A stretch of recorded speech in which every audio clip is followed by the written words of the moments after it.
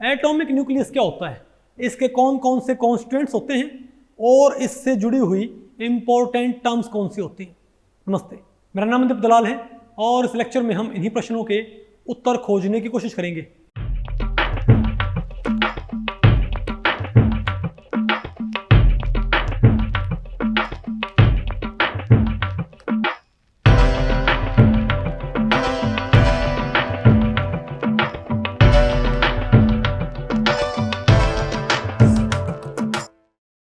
अब बताओ मैं क्या पढ़ना है भाई। Atomic nucleus, definition, constituents and important terminology.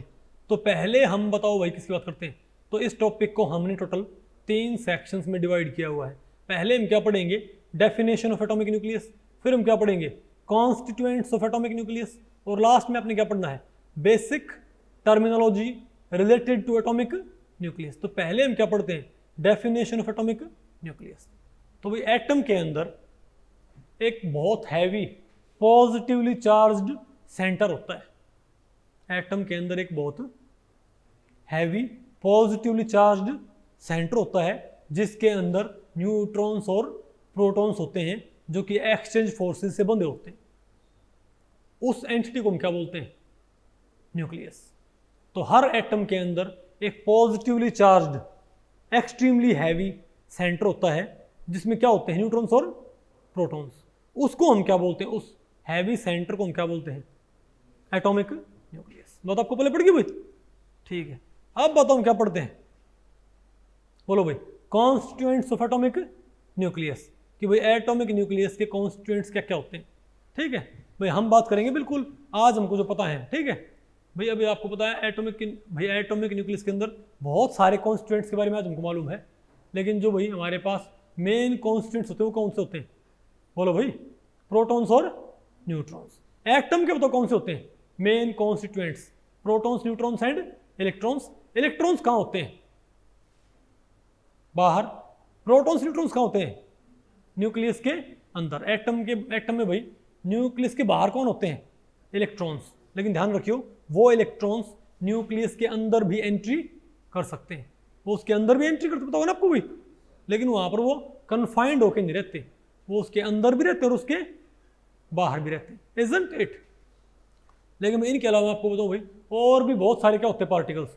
For example आप बोलते हो इलेक्ट्रॉन न्यूक्लियस के अंदर नहीं होता, भाई नहीं होता, लेकिन इमीडिएटली बन सकता है। क्या भाई, इलेक्ट्रॉन न्यूक्लियस के अंदर बन सकता है बहुत इजीली।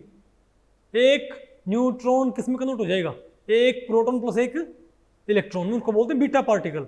क्या रेडियो एक्टिविटी में nucleus beta particles electron emit नहीं करता क्या, समझे बात। तो ऐसे ऐसे मैं आपको बताऊं भाई, न्यूक्लियस के अंदर बहुत सारे क्या होते हैं, सब एटॉमिक पार्टिकल्स। बहुत सारे क्या होते हैं भाई, सब एटॉमिक पार्टिकल्स।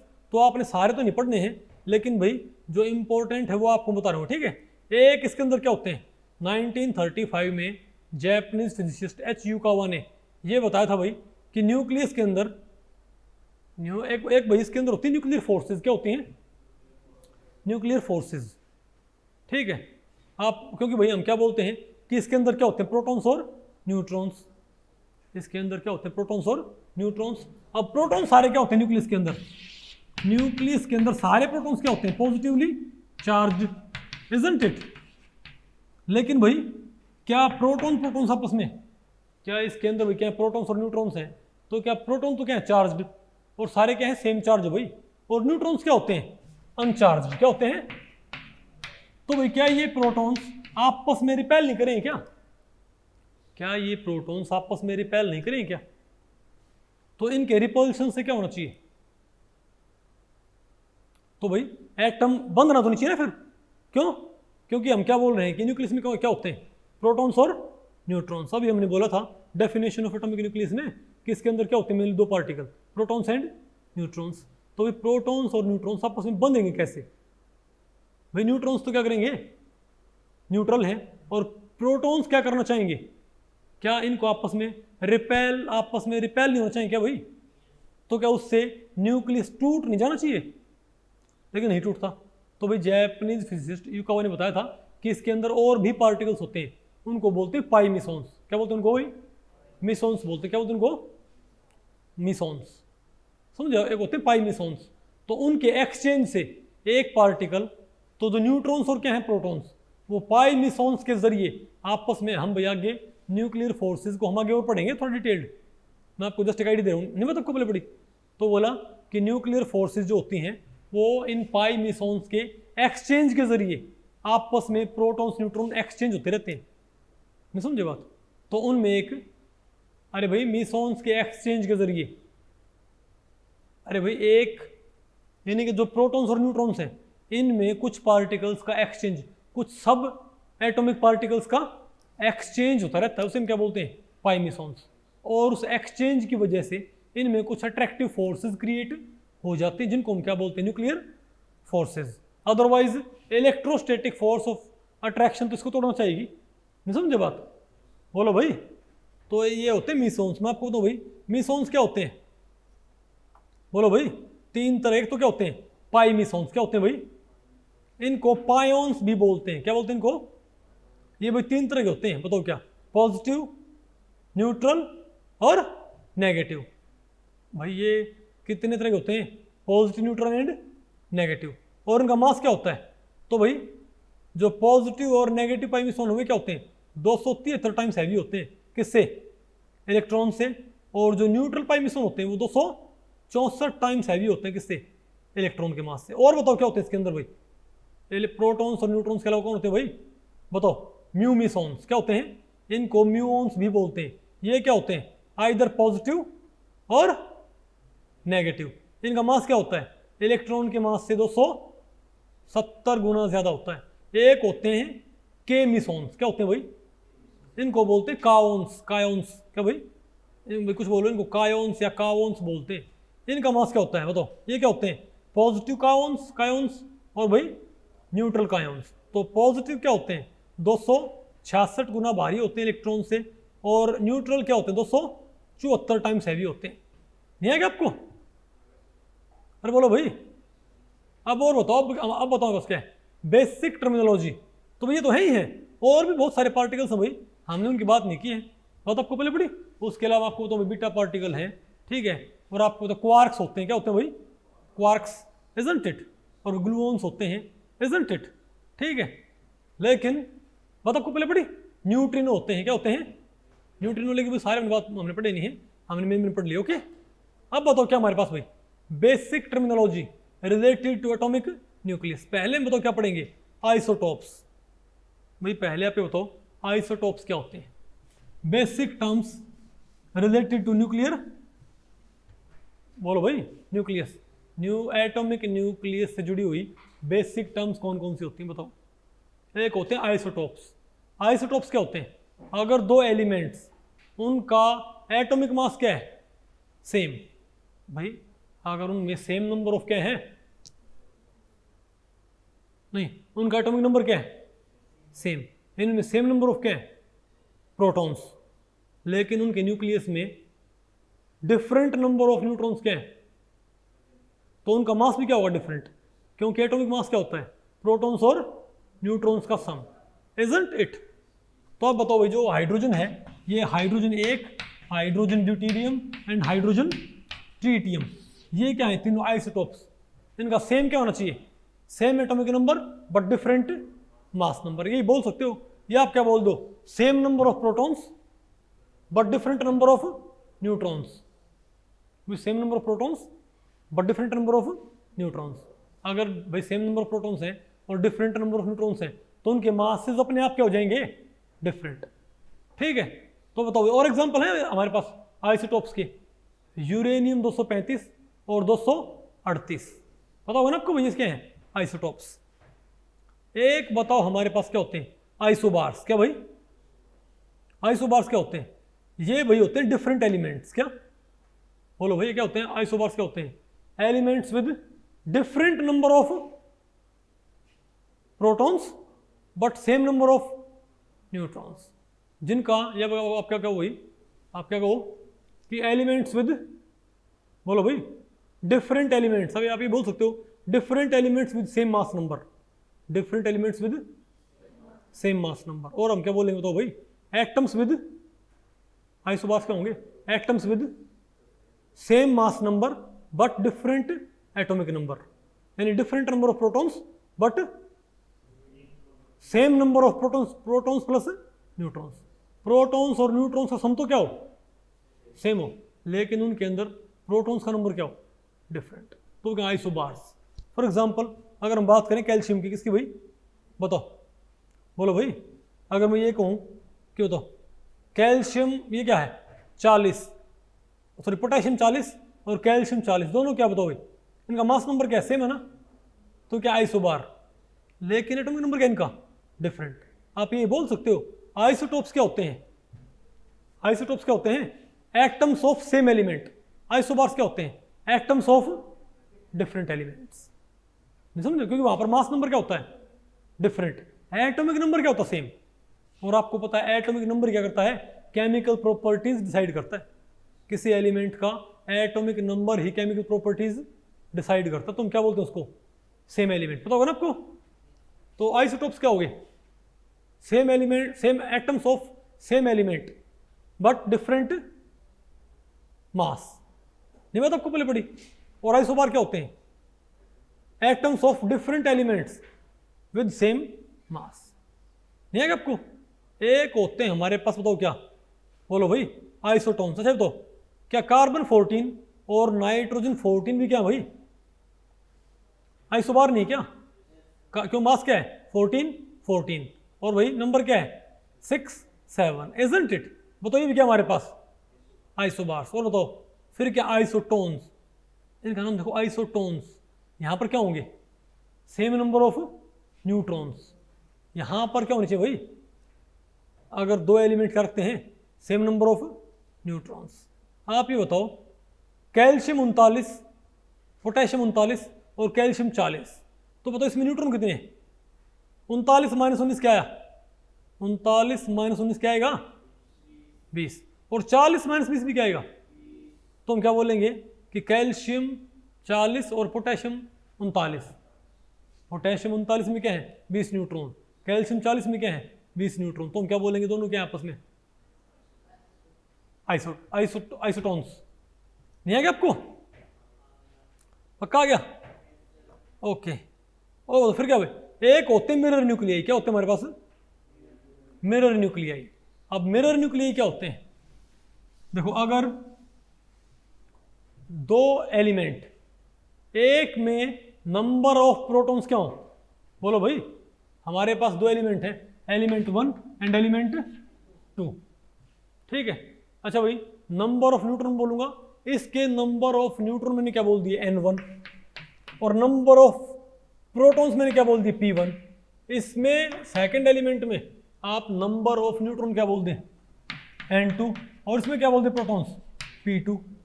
तो फिर क्या हो जाए, अगर इसके न्यूट्रॉन, अगर पहले एलिमेंट के न्यूट्रॉन्स का नंबर बराबर हो किसके, N1 क्या है पहले एलिमेंट्स न्यूट्रॉन्स का नंबर, नहीं है आपको, यानी पहले एलिमेंट में न्यूट्रॉन्स का नंबर दूसरे में प्रोटॉन्स के बराबर हो,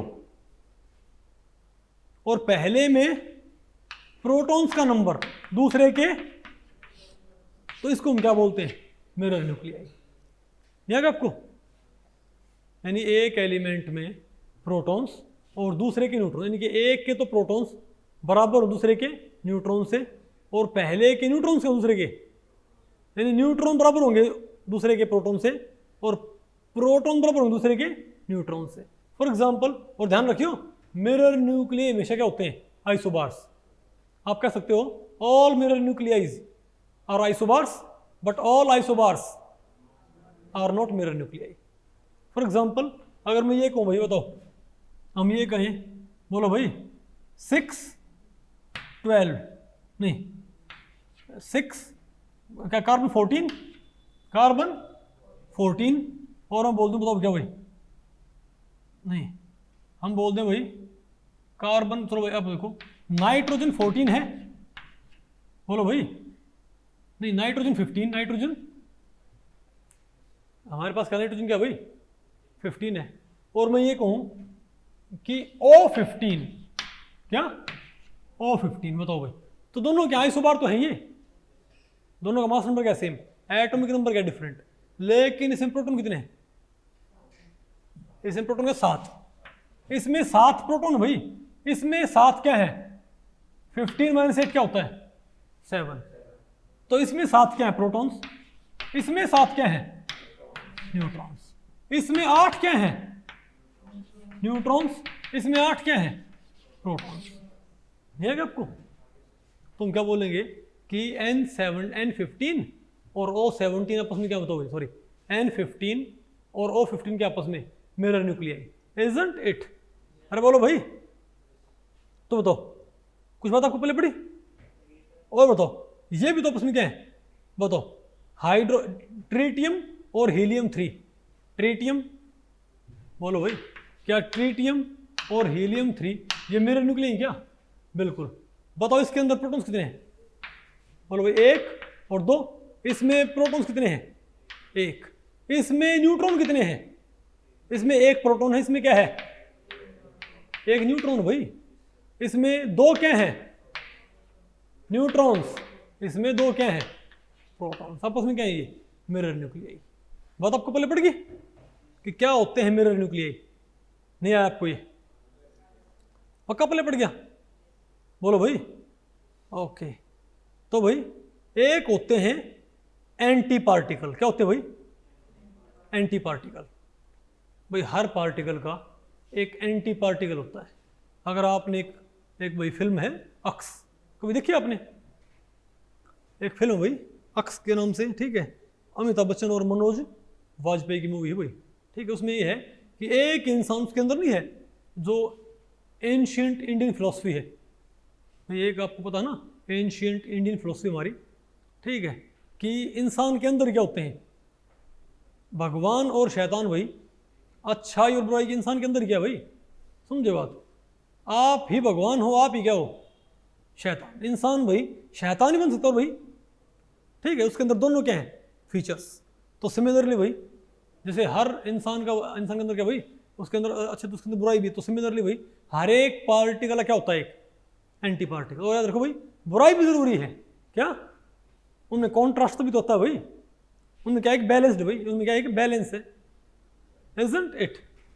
ठीक है, उनमें कोई भी क्या नहीं है। अरे अच्छा ही तो क्या है, बुराई उसके अपने, उसके आगे अपनी क्या भाई सिग्निफिकेंस है, ठीक है। कुछ बात आपको पहले पड़ रही है? ओके, तो सिंपल सी बात ये है कि बताओ, तो हर एक, और यूजुअली क्या होता है इसका और ध्यान रखियो, एंटी पार्टिकल का स्वभाव क्या होता है, उल्टा। और तकरीबन केसेस में इसका चार्ज क्या होता है, उल्टा। तकरीबन केसेस भाई, तो प्रोटॉन क्या हुआ, एक एंटी प्रोटॉन, न्यूट्रॉन में क्या हुआ, एक एंटी न्यूट्रॉन, और इलेक्ट्रॉन में क्या हुआ, एक एंटी इलेक्ट्रॉन, जो कि क्या होता है, एक पॉजिट्रॉन। क्या होता है, पता होगा ना आपको? इलेक्ट्रॉन का चार्ज क्या होता है, नेगेटिव। पॉजिट्रॉन क्या होता है, चार्ज तो क्या होता है उसका इलेक्ट्रॉन के बराबर ही, सॉरी मास तो क्या होता है उसका इलेक्ट्रॉन के बराबर ही, लेकिन चार्ज क्या होता है उसका जस्ट पॉजिटिव। नहीं आएगा आपको? तो एक होते हैं एंटी पार्टिकल्स, नहीं है आपको?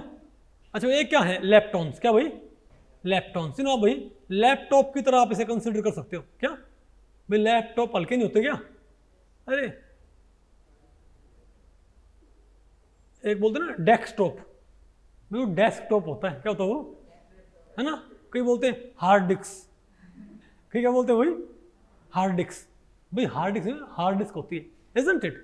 तो जो लैपटॉन है वो क्या होता है भाई, लैपटॉप हल्का होता है ना, तो लैपटॉन्स क्या होंगे, हल्के पार्टिकल्स को कोलेक्टिवली क्या बोलते हैं भाई, बताओ? तो कौन कौन से पार्टिकल्स को हम भाई बताओ क्या बोलते हैं, न्यूट्रिनो, इलेक्ट्रॉन्स और म्यूऑन्स। इनको कोलेक्टिवली हम क्या बोलते हैं बताओ भाई, लैप्टॉन्स। ओके, और एक क्या होता है भाई, बैरियॉन्स। क्या भाई बताओ, बैरियॉन्स क्या होते हैं, बोलो भाई, प्रोटॉन, बोलो भाई, फिर क्या है, न्यूट्रॉन्स और हाइप्रॉन्स। भाई हाइप्रॉन्स भी होते हैं, पार्टिकल्स होते हैं, ठीक है। ओके, इनको भाई प्रोटॉन, न्यूट्रॉन और हाइप्रॉन तीनों ही क्या होते हैं, भारी पार्टिकल्स। तो इनको बताओ कोलेक्टिवली क्या बोलते हैं हम भाई, बताओ, बैरियॉन्स। नहीं है क्या आपको? अरे बोलो भाई, ध्यान रखियो, प्रोटॉन और न्यूट्रॉन क्या होते हैं, बराबर मास होता है, लेकिन हाइप्रॉन क्या होते हैं, इनसे हैवियर होते हैं और क्या होते हैं, अनस्टेबल होते हैं। बात आपको पहले पड़ गई? ठीक है, अब बताओ इसके ऊपर एक क्वेश्चन कर लो, बताओ the correct set of mirror nuclei is, बताओ, बोलो भाई, correct set of mirror nuclei क्या होगा, कौन सा इनमें से, बोलो भाई, ये है। आप देखो भाई यहाँ पर क्या है, 40 आइसोबार तो है ये, लेकिन इसमें क्या है 40 और 19, 20 क्या है भाई, इसमें प्रोटॉन क्या है 19, इसमें न्यूट्रॉन क्या है 20, नहीं बात बनी। अरे ये कहाँ लिखी मैंने, कोई बात नहीं। और बताओ भाई, तो आंसर तो आ गया N15 O 15, ये बताओ क्या N15 में भाई, यहाँ पर प्रोटॉन्स क्या होते हैं 7, यहाँ पर न्यूट्रॉन्स क्या होंगे 7, यहाँ पर न्यूट्रॉन्स क्या होंगे 8, यहाँ प्रोटॉन्स क्या होंगे 8 भाई, तो कौन सा हमारे पास ये सी आंसर, सी आंसर ना, ओके। तो भाई इस लेक्चर में इतना ही।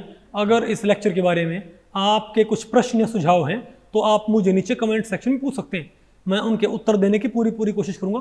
तो भी ठीक है, मिलते हैं अगले लेक्चर में, तब तक के लिए नमस्ते।